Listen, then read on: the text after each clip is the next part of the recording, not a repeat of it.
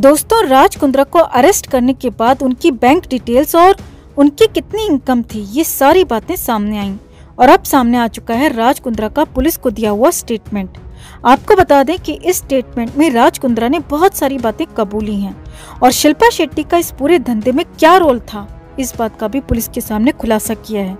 राज कुंद्रा ने अपने स्टेटमेंट में कहा है कि वो जिस तरह का काम कर रहे थे या जिस तरह की वीडियोस वो बना रहे थे, इसकी जानकारी शिल्पा शेट्टी को थी ही नहीं।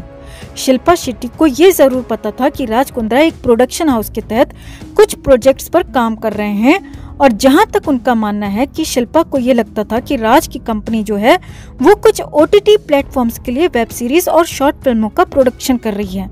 शिल्पा को ये कतई नहीं पता था कि राज की जो कंपनी है वो इस तरह के अश्लील या पॉर्न वीडियोस की शूटिंग कर रही है।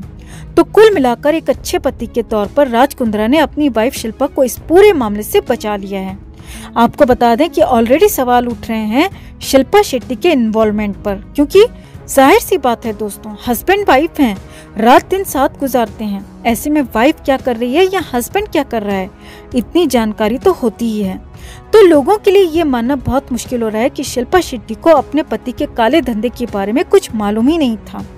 आपको बता दें कि एक मॉडल सागरिका सोना सुमन ने एक इंटरव्यू दिया है जिसमें उन्होंने कहा है कि राज कुंद्रा ने ऑडिशन के दौरान उन्हें न्यूड होने के लिए कहा था।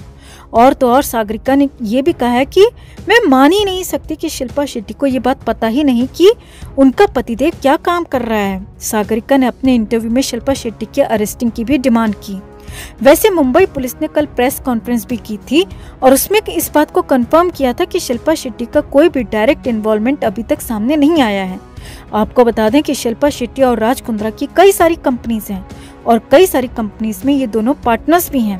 ऐसे में पुलिस ने हाल ही में राज कुंद्रा के ऑफिस में छापेमारी की, जहां से डॉक्यूमेंट्स गैजेट्स को जब्त किया गया और अब पुलिस इनसे मिली डिटेल्स के आधार पर इन्वेस्टिगेशन कर रही है।